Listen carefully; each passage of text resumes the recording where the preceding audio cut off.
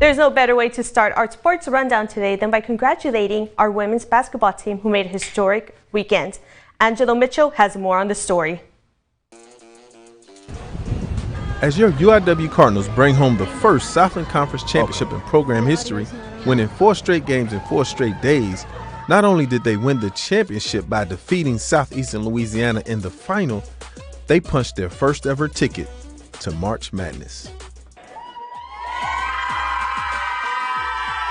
You know, the word that's been tossed around a lot, Angelo, of late is surreal. It's almost surreal, the entire thing. I mean, if you go back to, I guess, starting with the Thursday game against Nicholls State, first time UIW women's basketball has ever won a game, you know, in the Southland Conference tournament. So that alone already was, you know, pretty epic. As they prepare for their opponent in Howard University, Coach Dowell explained how important this is for the entire UIW family.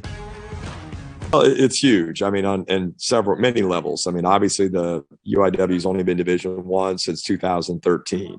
That's a major leap, you know, to be able to pull that off. Obviously, it's big for, you know, not just our program, but the athletic department, the university in general. You know, kind of put ourselves on the map, you know, to be honest with you. And while UIW is making history, not only for itself, but for the NCAA as well.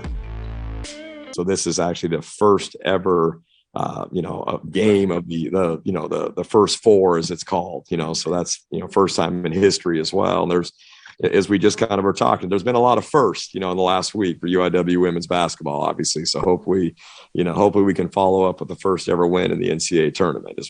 I am Angelo Mitchell for UIW TV. Unfortunately, the Cardinals fell to Bison's 55-53 in a hard-fought game that went down to the wire. However, fortunately, the Cardinals should be returning 70% of its team to give us another shot at the big dance.